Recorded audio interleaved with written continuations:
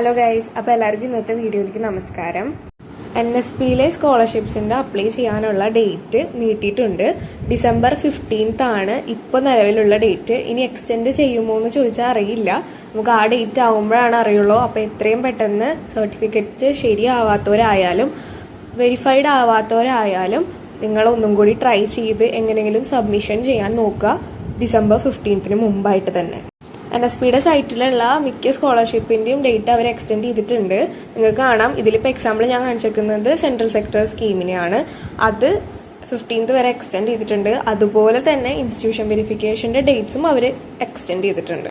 ഇനി നിങ്ങൾ അപ്ലൈ ചെയ്യുന്ന പർട്ടിക്കുലർ സ്കീം എക്സ്റ്റെൻഡ് ചെയ്തിട്ടുണ്ടോ എന്ന് സംശയം വല്ലതും ഉണ്ടെങ്കിൽ നിങ്ങൾക്ക് എൻ്റെ ഇൻസ്റ്റഗ്രാമിൽ DM ചെയ്ത് ചോദിക്കാവുന്നതാണ്. ഞാൻ കറക്റ്റ് ഡീറ്റെയിൽസ് പറഞ്ഞു തരുന്നതാണ്.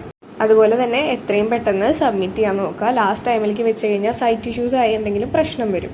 അതുപോലെ തന്നെ കുറേ പേര് ചോദിച്ച ചോദ്യമാണ് ഫസ്റ്റ് ഇയർ കഴിഞ്ഞിട്ട് അപ്ലൈ ചെയ്യാൻ പറ്റുമോ എന്നുള്ളത്. അതിനുള്ള ഉത്തരമാണ് ഞാൻ ഈ വീഡിയോ കൂടെ തരുന്നത്. നമ്മൾ കുറച്ച് പെർട്ടിക്കുലർ സ്കോളർഷിപ്സിൻ്റെ PDF വായിച്ചു നോക്കിയാൽ അറിയാം. അതിലവർ ഫസ്റ്റ് ഇയേഴ്സിനാണ് പ്രിഫറൻസ് കൊടുക്കണേന്നാണ് പറയണത്.